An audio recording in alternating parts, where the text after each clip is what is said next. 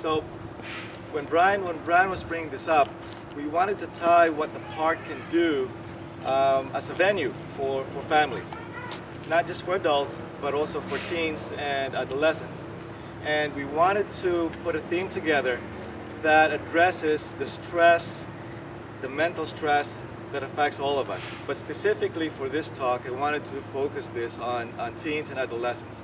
And the reason for this is because many years back, Brian has been involved with a lot of the community services, and he brought to my attention that Chemung County was actually the leading county for suicide in the nation, not in the state of New York, but in the nation. And so that was staggering. And he showed me the data, he showed me the graphs, he showed me what's the reports from CDCs. And Chemung County has been and continued to until recently. It's been on a decline, and thank God that we've become more aware. iMatter, as he had mentioned earlier, brings awareness to a lot of troubled kids. So what I'm trying to do here is to bring awareness to the stressors that affects our adolescents and teenagers. And this is an important time to do this because this is the start of the school year. It was last week when I was listening to NBC when they were presenting topics excuse me, addressing depression and anxieties among teenagers at this time of the year because of the stress in entering school. So when you stop to think about it, at a different age category, whether it is middle school or in high school, they're coming into a new environment. They're coming from vacation and they're entering into a stressful environment which has a lot of demands on them. Demands are their own expectations of that they have to do well in school, the expectations, your expectations as parents that they do well in school. We know this, my wife and I have high expectations. And of course, the school's expectations that they do well. These expectations cause stress. Whereas they used to wake up at 9 or 10 o'clock in the morning, my kids wake up at noon, they now have to wake up at 5:30 or 6 o'clock to prepare themselves for school. And then the demand of their homework is putting a lot of this expectations to bear on them. Now, we handle stress very well as adults. We've gotten used to it, but we take for granted whether or not our kids handle this very well. Okay, so I think that if we don't realize this and become aware that this is the time of the year in which a lot of the kids will begin to express, to show stress, I'm afraid that we're going to start seeing a lot of kids again having to go through that bad times, hurting themselves or committing suicides. So my talk today is to bring us to an awareness that mental health, not just the physical health, is important, and how mental health affects all of us.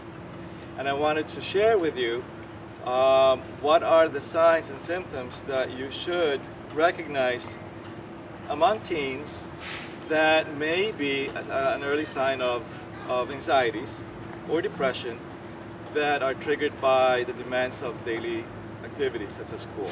Okay, so you're all aware of that, but do you guys ask your kids if they're experiencing a lot of negative feelings, stress? Are they experiencing anxiety?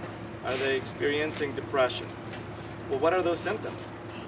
We may know this, but we just sort of pick it from the air. And if you're feeling sad, you're not always yourself, and those could be early signs of depressions. But for teenagers, those signs are very different. For adolescents, those signs are different. And it could be just simple as being irritable, or being agitated, or they're not eating well, they're not sleeping well, they're moody. And then you chalk it off that they're teenagers, and they'll go through that. Well, if we don't recognize and help them with that, then it progresses. Okay, so I'm going to give you a story, an example that I've asked permission from my kids on this. My son Joshua went through this. About 2 years ago, my wife she was diagnosed with breast cancer, and thereafter it put a lot of stress in the family. It was just about this time of the year when the kids were going to school. and Joshua was irritable. I didn't pick it up, but his older brother RJ did, and he brought it up to my attention. He said, "Dad, I think Joshua's depressed." I said, "Okay." You know, I thought I knew, you know, how they would be behaving if they would have depression. It was very subtle. It wasn't so out, you know, as you would read in the textbook. RJ kept telling me this, but you know, maybe I was in denial. Then he went on to tell his mom, and Des told me, you know, maybe Josh does. Well, I sort of put it in the back burner, and I thought maybe this is just, you know, new school. He's in his first year in middle school, and it's his adolescent changes. Well, it was about a week or two later that I got a phone call from his counselor in school, who said, you know, "Dr. Samodal, do you know that Joshua has severe depression, that he's actually thought about hurting himself?" In the middle of a very busy day, I was shocked. And I thought, and I didn't know how to react to that. I was angry at the same time. And I thought, how could that be? And I thought, did I fail somewhere not recognizing this? And why is the school telling me that my son has depression and I didn't think there was? So I had a conversation with the counselor, who, you know, brought into my attention that this behavior changes that has been going on.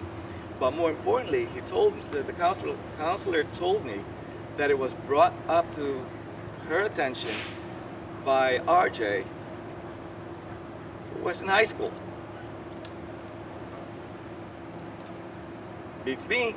I didn't realize that he was so aware of that he had to call the middle school to bring to their attention that, you know, his younger brother has depression. So that night, when I went home, I had a discussion with RJ and with Joshua, and I thought, and I was a little upset because, and I didn't know what I was upset about. Maybe I was upset that RJ called the school. Maybe I was upset that the school interrupted me in a very busy day. Maybe I was upset that I didn't pick this up. Maybe I was upset that I took it all for granted. Okay. So